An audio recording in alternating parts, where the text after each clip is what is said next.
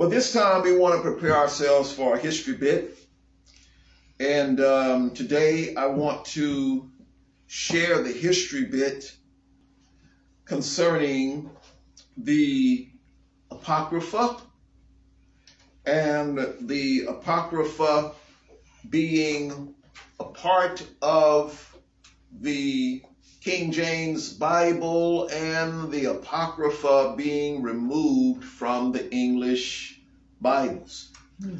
I'm going to share this information today from the booklet that I just finished writing.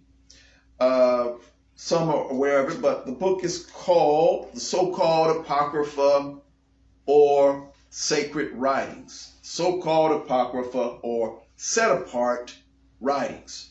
I just finished this book, and the purpose of it is to help provide historical information regarding the sacredness of the so-called Apocrypha books, to show how that they are regarded as being scripture, and how the view regarding these books were diminished and how they were removed from the Bibles of the churches of the West, in particular by the Protestant religious system.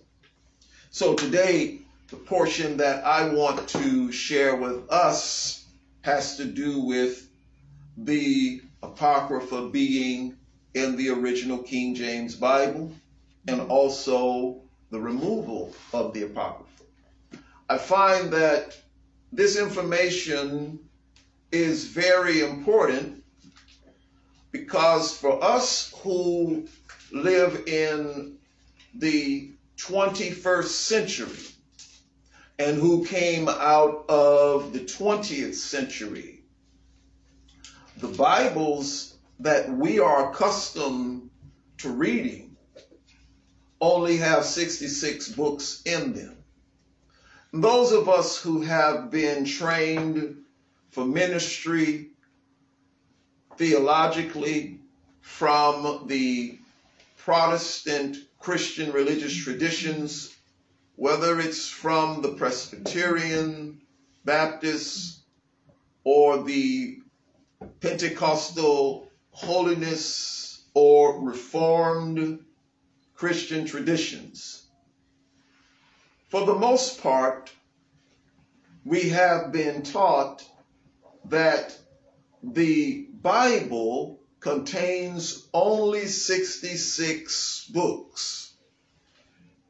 And for those who are unfamiliar with the Eastern churches, called the Orthodox churches, whether they are of the Greek, Russian, or the Oriental Orthodox churches, and the Catholic Church, these branches of the Christian religious tradition all use the so-called Apocrypha books, and they do not have them on a two-tier system. They just regard them as scripture. Some may include all of the Apocrypha books. Others may include most. However, when we look back at the 16th century, that's the 1500s, and we began to see the changes that took place with the rise of the Reformation movements through Martin Luther, Zwingli, Calvin, Huss, and many others who lived primarily in Europe, because when we deal with the Protestant Reformation is primarily a European-based movement. one of the things that we see happening as one of the major changes is that the books that are called Apocrypha are now classified separately. And we see that Luther was the one who did that.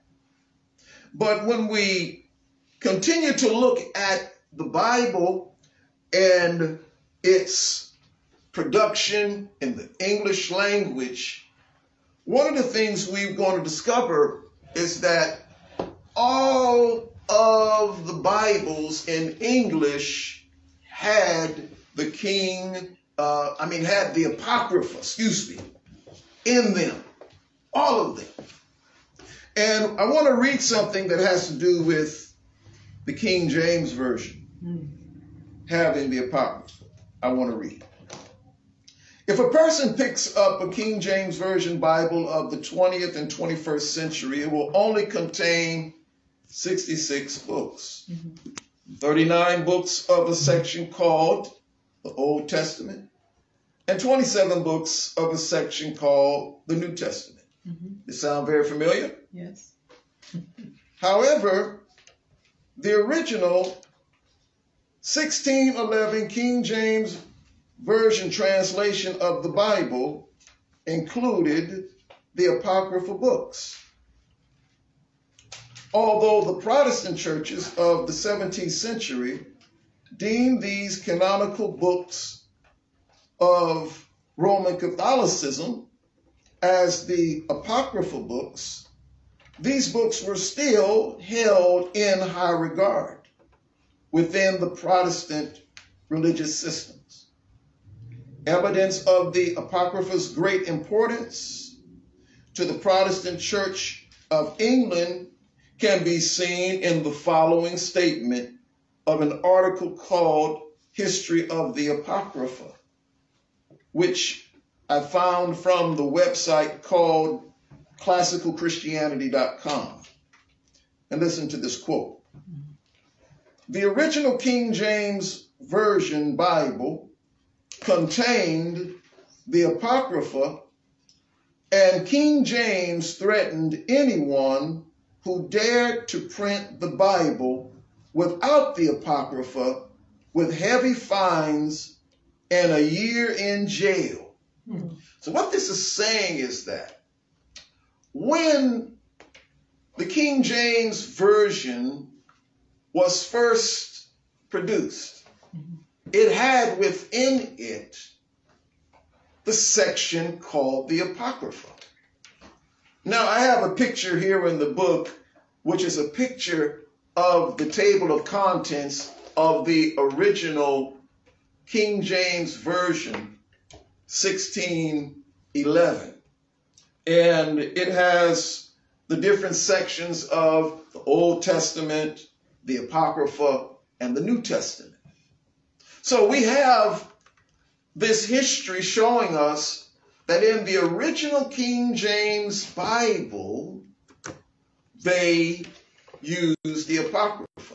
And not only did they use the Apocrypha, and they may have had a understanding that this particular set of books is to be seen as a second tier class of scriptures, but as is stated, King James felt so strongly about the Apocrypha remaining in this compilation of the Bible, as we have written, that he says that if a Bible is printed without the Apocrypha, then heavy fines and a year in jail will be given to them. So this gives us an idea of the fact that these books were not viewed as something of non-importance. But of course, this was the Bible that was produced by the Church of England. For those of you who might not know where the King James Version came from.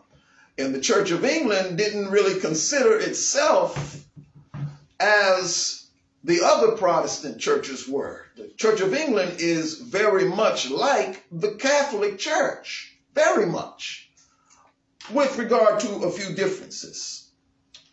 So what we find is that as time moved along, you move from 1611 and you get to the 1800s, some 200 years downstream, and most of the Protestant churches have now taken a stronger dislike to these books. Let me read. All of the Protestant Bibles had 80 books until the 1800s. During the 1800s, England produced a translation called the English Standard Version. How many of y'all heard of that? Amen. Call it the ESV. Mm-hmm. This particular Bible had removed the so-called Apocrypha books from the Holy Scriptures, leaving only 66 books. This was the replacement for the King James Version in England, this new English Standard Version. The creation of this version influenced America to produce the American Standard Version, or the ASV, which was produced in 1901. And the American Standard Version was almost identical to the ESV, or English Standard Version. Let me pause. So why is this information significant? Mm-hmm. If we go all the way back to 1901 and to the latter part of the 19th century, which would be the late 1800s, at that time, most of the Western Christian world had in their Bibles these books called the Apocrypha. Books like Tobit, Baruch, Wisdom, Sirach. These books that in our Messianic Israelite assembly we embrace and we use. But these were read, were known, while they were developing a different belief about them, they were still significant. But as the Protestant churches moved closer to the 20th century, they completely eliminated these books. Let me continue to read. This was, however, the removal of the Apocryphal books from the King James Version, which had begun a little bit of an earlier time. In other words, the removal of the Apocryphal books from the King James Version had started earlier than the production of the English Standard Version. Listen to this. Yes. It was in 1828 when the National Bible Society of Scotland petitioned the British and Foreign Bible Society not to print the Apocrypha because it would be less costly. The decision of these large producers of the King James Version led to a continual omission of these books in the greater majority of the Protestant churches that use the King James Version. As previously noted, all English Bible translations included these so-called Apocryphal books. Yes. In a document called English Bible History, the following statement was made. Listen to this. The intertestamental books, written hundreds of years before Christ. This is the time frame in which the so-called Apocryphal books were written, hundreds of years before the Messiah came. Okay. Called the Apocrypha, were part of virtually every printing of the Tyndale Matthews Bible, the Great Bible, the Bishop's Bible, the Protestant Geneva Bible, and the King James Bible until their removal in the 1880s. So what we've discovered here is that throughout the majority of what we would call Christian history in Western Europe, these so-called Apocrypha books have always been a part of the scriptures in one form or another. And so when we move into the 20th century, the 1900s, and continuing in the era that we live in today, after being told that there are only 66 books that are authorized and canonized, and there's nothing but the 66, and I've heard it all my life. See, I'm a product of Western Christianity. I don't live there anymore theologically, but I was raised in it. That's all I knew. And of course, they train you theologically in such a way so that you don't look around anywhere else to discover what was the original understanding of the scriptures from the ancient Christian traditions.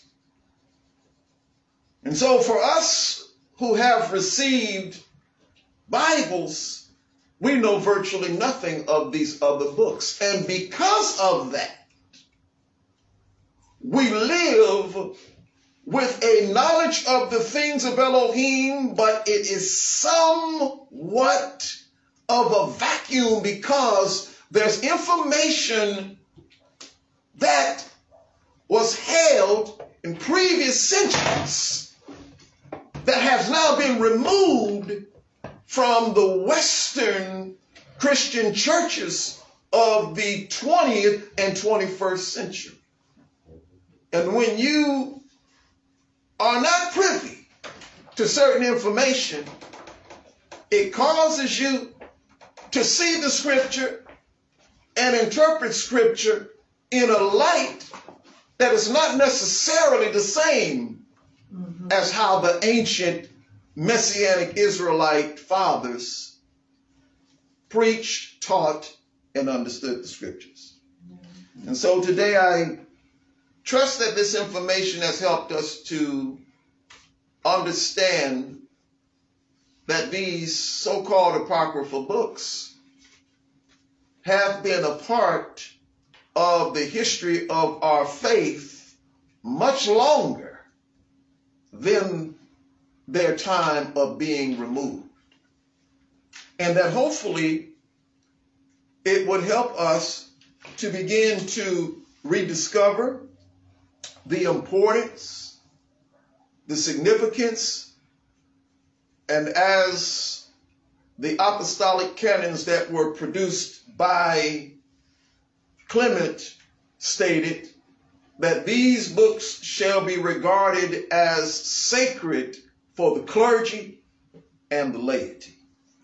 Well, the Most High be praised.